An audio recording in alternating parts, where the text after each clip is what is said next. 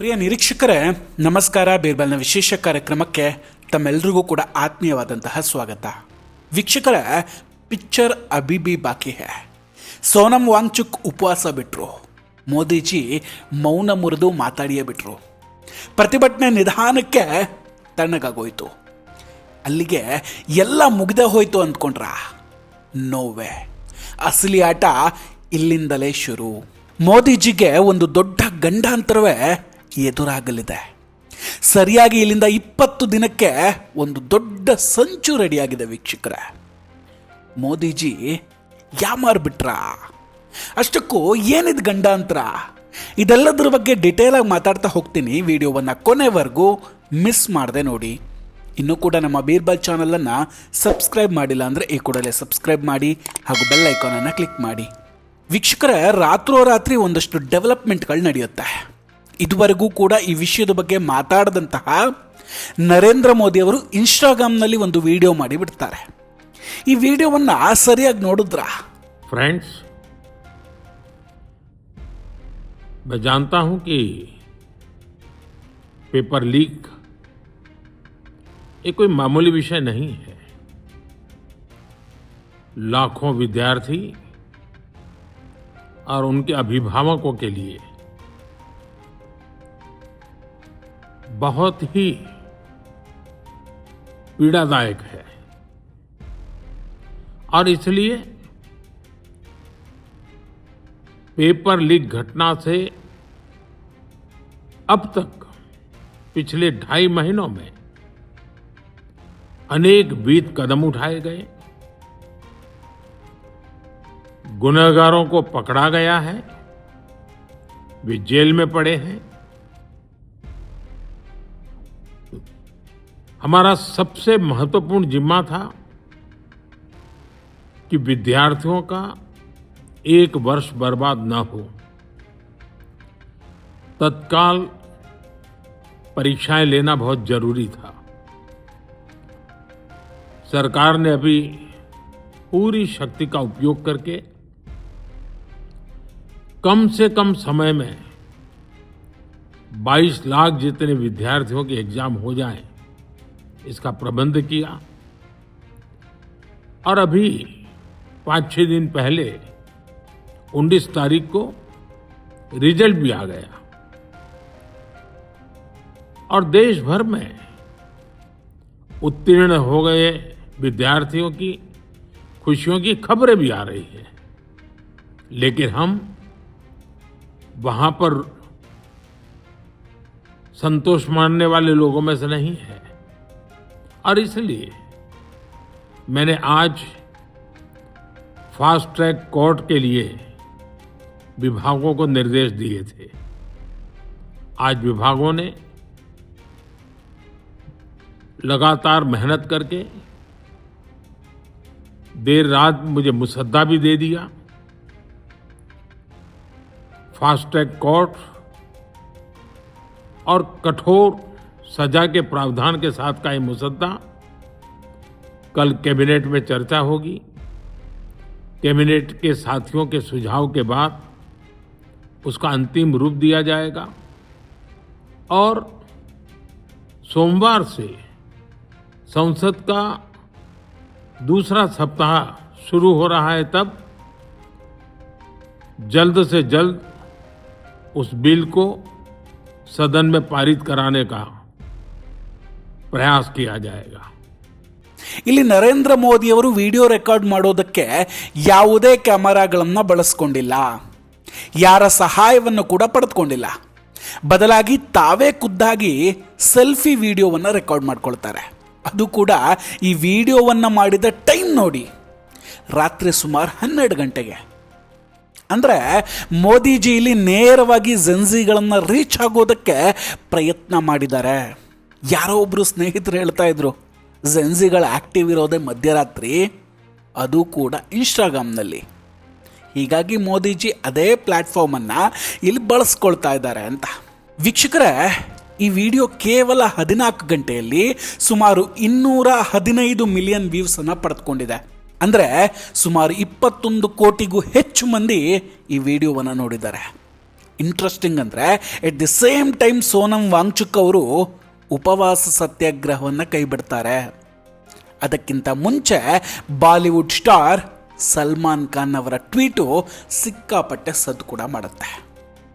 So ಇಲ್ಲಿಗೆ ಎಲ್ಲ ಮುಗೀತು. ಮೋದಿಜಿ ಕೊನೆಗೂ ಮೌನ ಮುರಿದು ಮಾತಾಡಿದ್ರು. ಸೋನಂ ವಾಂಗ್ಚುಕ್ ಅವರ ಎಲ್ಲ ಬೇಡಿಕೆಗಳಿಗೆ ಸರ್ಕಾರ ಒಪ್ಕೊಳ್ತು. ನೀಟ್ ಪರೀಕ್ಷೆಯನ್ನು ನೀಟಾಗಿ ಮಾಡ್ತೀವಿ ಅಂತಲೂ ಹೇಳಿದರು. ಹಾಗಾದ್ರೆ ಇಲ್ಲಿಗೆ ಎಲ್ಲ ಮುಗ್ದೇ ಹೋಯ್ತಾ? ಖಂಡಿತ ಇಲ್ಲ ವೀಕ್ಷಕರೇ. ಆ್ಯಕ್ಚುಲಿ ಇನ್ನು ಶುರುವಾಗೋದು ಅಸಲಿ ಆಟ. ಇನ್ನು ಮೇಲೆ ಕಳಚು ಬೀಳೋದು ಮುಖವಾಡಗಳು. ವೀಕ್ಷಕರೇ, ನರೇಂದ್ರ ಮೋದಿ ಅವರು ಇಲ್ಲಿ ಮಾಡಿದಂತಹ ದೊಡ್ಡ ಎಡವಟ್ಟು ಏನು ಗೊತ್ತಾ? ಸಮಸ್ಯೆ ಶುರುವಾದಾಗಲೇ ಇದಕ್ಕೊಂದು ಪರಿಹಾರವನ್ನು ಕಂಡುಕೊಳ್ಳದೆ ಇರೋದು. ಇಲ್ಲಿ ಒಂದು ಅರ್ಥ ಆಗ್ತಿಲ್ಲ, ಇದು ಸರ್ಕಾರದ ಇಂಟೆಲಿಜೆನ್ಸ್ ಫೇಲ್ವರಾ ಅಥವಾ ಸರ್ಕಾರದ್ದೇ ನಿರ್ಲಕ್ಷ್ಯವ ಅಂತ. ಪ್ರತಿಭಟನೆ ನಡೆಯುತ್ತೆ, ಫಾರಿನ್ ಫಂಡ್ ಬರುತ್ತೆ, ಸಂಸತ್ಗೆ ಮುತ್ತಿಗೆ ಹಾಕ್ತಾರೆ ಅನ್ನೋದು ಇಂಟೆಲಿಜೆನ್ಸ್ಗೆ ಗೊತ್ತಾಗದೇ ಇರೋ ವಿಷಯ ಏನಲ್ಲ. ಆದರೂ ಸರ್ಕಾರ ಯಾಕೆ ಸುಮ್ಮನಾಗಿತ್ತು? ನೆನಪಿರಲಿ, 2014ರಲ್ಲಿ ಮೋದಿಜಿ ಯಾವ ಸೋಷಿಯಲ್ ಮೀಡಿಯಾ ಅಸ್ತ್ರವನ್ನು ಅಂದರೆ ಫೇಸ್ಬುಕ್ಕನ್ನು ಬಳಸ್ಕೊಂಡು ಅಧಿಕಾರಕ್ಕೆ ಬಂದರೂ ಈಗ ಅದೇ ಅಸ್ತ್ರವನ್ನು ಮೋದಿಜಿ ವಿರೋಧಿಗಳು ಕೂಡ ಬಳಸ್ಕೊಳ್ತಾ ಇದ್ದಾರೆ. ಅವತ್ತು ಭ್ರಷ್ಟಾಚಾರದ ವಿರುದ್ಧ ಹೋರಾಟ, ಇವತ್ತು ನೀಟ್ ಎಕ್ಸಾಮ್ ಹೋರಾಟ. ಯಾವ ಯುವಕರು ಮೋದಿ ಅವರನ್ನು ಮೆಚ್ಚಿಕೊಂಡಿದ್ರೋ ಅವರನ್ನೇ ಇಲ್ಲಿ ಬಳಸ್ಕೊಳ್ಳಾಗ್ತಾ ಇದೆ. ಯಾಮಾರಿದ್ರೆ ನರೇಂದ್ರ ಮೋದಿ ಅವರಿಗೆ ಒಂದು ದೊಡ್ಡ ಗಂಡಾಂತರ ಅಂತೂ ಗ್ಯಾರಂಟಿ. ಈಗ ನೇರವಾಗಿ ವಿಷಯಕ್ಕೆ ಬರೋಣ.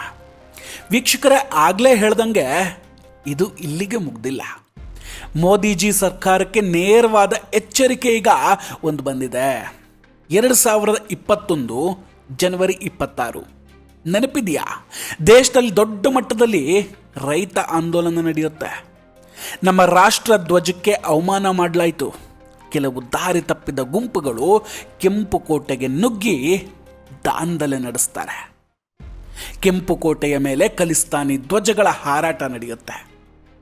ಎಕ್ಸಾಕ್ಟ್ಲಿ ಈಗ CJP ಪ್ರತಿಭಟನಾಕಾರರು ಆಗಸ್ಟ್ 15ರ ಸ್ವತಂತ್ರ ದಿನಾಚರಣೆ ಹತ್ತಿರ ಬರ್ತಿದ್ದಂಗೆ ಅದೇ ಮಾದರಿಯನ್ನು ಅನುಸರಿಸುವಂತಹ ಸೂಚನೆಯನ್ನು ಕೊಟ್ಟಿದ್ದಾರೆ.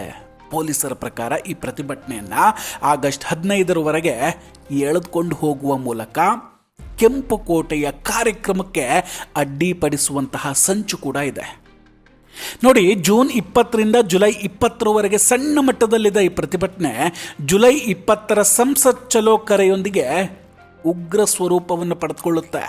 ಸುಮಾರು 20,000ಕ್ಕೂ ಹೆಚ್ಚು ಮಂದಿ ಒಂದೇ ಬಾರಿ ಸಂಸತ್ತಿನ ಕಡೆ ಹೋಗೋದಕ್ಕೆ ಪ್ರಯತ್ನ ಪಟ್ಟಾಗ ಮೊದಲ ಬಾರಿಗೆ ಸಂಘರ್ಷ ಶುರುವಾಗುತ್ತೆ. ವೀಕ್ಷಕರೇ, ಆಲ್ರೆಡಿ ನೀವೆಲ್ಲರೂ ಕೂಡ ನೋಡಿರ್ತೀರ, ವಿದ್ಯಾರ್ಥಿ ಪ್ರತಿಭಟನೆಯನ್ನು ಇಲ್ಲಿ ದೇಶದ್ರೋಹಿಗಳು ಹೈಜಾಕ್ ಮಾಡ್ಕೊಂಡಿದ್ದಾರೆ. ಭಾರತ್ ತೇರೆ ತುಕಡೆ ಹೊಂಗೆ ಇನ್ಶಾ ಅಲ್ಲಾ ಅನ್ನೋರು ಇಲ್ಲಿಗೆ ಬರ್ತಾರೆ. ಪ್ರಭು ಶ್ರೀರಾಮನನ್ನ, ಸೀತಾಮಾತೆಯನ್ನ ಅವಹೇಳನ ಮಾಡುವವರು ಇಲ್ಲಿ ಕಾಣಿಸ್ಕೊಳ್ತಾರೆ. ನರೇಂದ್ರ ಮೋದಿ ಅವರನ್ನ ಕೆಟ್ಟ ಕೆಟ್ಟ ಶಬ್ದಗಳಲ್ಲಿ ನಿಂದಿಸ್ತಾರೆ. ನೋಡಿ, ಇವರೆಲ್ಲ ಹೇಗೆ ಜನರ ದಾರಿಯನ್ನು ತಪ್ಪಿಸ್ತಾ ಇದ್ದಾರೆ ಅಂತ.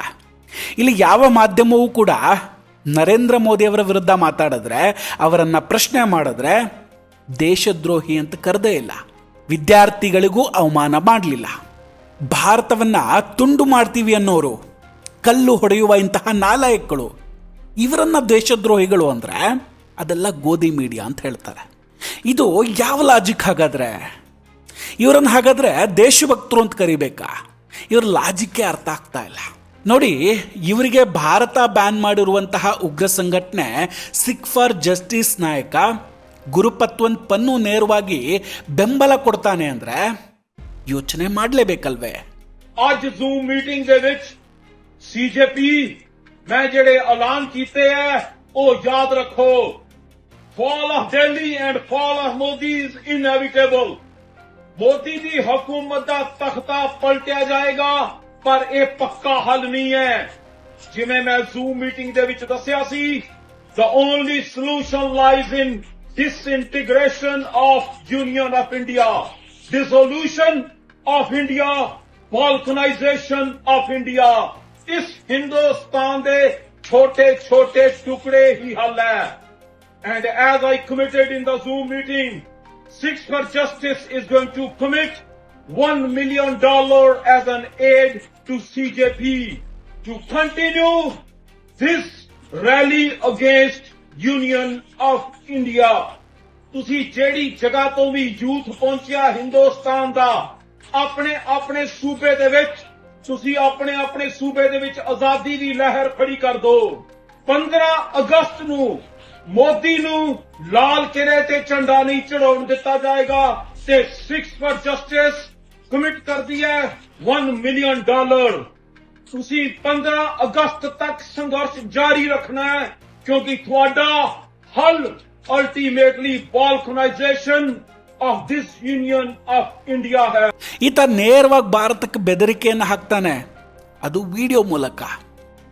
ಸಿಜೆಪಿ ಪ್ರತಿಭಟನೆಗಳಿಗೆ ನಮ್ಮ ಸಂಘಟನೆಯಿಂದ $1 ಮಿಲಿಯನ್ ಬೆಂಬಲ ಕೊಡ್ತೀನಿ. ಸಿಜೆಪಿ ನಾಯಕರೊಂದಿಗೆ ಝೂಮ್ ಸಭೆಯನ್ನು ನಡೆಸಿದ್ದೀನಿ ಆಲ್ರೆಡಿ. ಸರ್ಕಾರದೊಂದಿಗೆ ಮಾತುಕತೆಗಳನ್ನು ನೀವು ನಡೆಸಬೇಡಿ ಅಂತ ಹೇಳಿದ್ದೀನಿ. ಆಗಸ್ಟ್ 15ರವರೆಗೂ ಕೂಡ ಈ ಆಂದೋಲನವನ್ನು ಹೀಗೆ ಮುಂದುವರಿಸ್ಕೊಂಡು ಹೋಗೋ ಹಾಗೆ ಕೂಡ ಮಾತಾಡಿದ್ದೀನಿ ಅಂತ ಹೇಳ್ತಾನೆ. ಆತ ಹೇಳ್ತಾನೆ ದೆಹಲಿಯ ಪತನ ಮತ್ತು ಭಾರತದ ವಿಘಟನೆ ಅನಿವಾರ್ಯ ಅಂತ. ಇದಕ್ಕೆ ಪರಿಹಾರ ಸ್ವತಂತ್ರ ದಿನಾಚರಣೆಯನ್ನು ಅಡ್ಡಿಪಡಿಸಬೇಕು ಅಂತ ಬೆದರಿಕೆಯನ್ನು ಹಾಕ್ತಾನೆ. ಇದು ಖಂಡಿತ ಸಾಧಾರಣ ವಿಷಯ ಅಲ್ಲ. ಭಾರತದಲ್ಲಿ ನಿಷೇಧಿಸಲ್ಪಟ್ಟಂತಹ ಭಯೋತ್ಪಾದಕ ಸಂಘಟನೆಯೊಂದು ದೇಶದ ಯುವಕರ ಪ್ರತಿಭಟನೆಯಲ್ಲಿ ಸೇರಿಕೊಳ್ತಾ ಇದೆ ಅಂದರೆ ಯೋಚನೆ ಮಾಡಲೇಬೇಕು. ಇದು ಮೋದಿಜಿ ಸರ್ಕಾರಕ್ಕೆ ತುಂಬ ದೊಡ್ಡ ಥ್ರೆಟ್ ವೀಕ್ಷಕರೇ. ಇದೆಲ್ಲವನ್ನ ಮೋದಿಜಿ ಹಾಗೂ ಅಮಿತ್ ಶಾ ಅವರು ಹೇಗೆ ನಿಭಾಯಿಸ್ತಾರೆ ಅನ್ನೋದೇ ಈಗಿರುವಂತಹ ಪ್ರಶ್ನೆ. ವೀಕ್ಷಕರೇ, ಇದೆಲ್ಲದರ ಬಗ್ಗೆ ನಿಮ್ಮ ಅಭಿಪ್ರಾಯ ಏನು? ಹಾಗೂ ಮೋದಿಜಿಯವರ ನಡೆಯ ಬಗ್ಗೆ ನೀವೇನು ಹೇಳ್ತೀರಾ? ದಯವಿಟ್ಟು ಕಮೆಂಟ್ ಮಾಡಿ ತಿಳಿಸಿ. ನಾವು ಕೊಟ್ಟಂತಹ ಮಾಹಿತಿಗಳು ನಿಮಗಿಷ್ಟ ಆಗಿದ್ದರೆ ವಿಡಿಯೋವನ್ನು ಲೈಕ್ ಮಾಡಿ ಹಾಗೂ ಶೇರ್ ಮಾಡಿ. ಇನ್ನೂ ಕೂಡ ನಮ್ಮ ಬೀರ್ಬಲ್ ಚಾನಲನ್ನು ಸಬ್ಸ್ಕ್ರೈಬ್ ಮಾಡಿಲ್ಲ ಅಂದರೆ ಈ ಕೂಡಲೇ ಸಬ್ಸ್ಕ್ರೈಬ್ ಮಾಡಿ ಹಾಗೂ ಬೆಲ್ ಐಕಾನನ್ನು ಕ್ಲಿಕ್ ಮಾಡಿ. ನಮಸ್ಕಾರ, ಟೇಕ್ ಕೇರ್ ಆ್ಯಂಡ್ ಬಾಯ್. ಮತ್ತೆ ಭೇಟಿಯಾಗೋಣ. ಜೈ ಹಿಂದ್.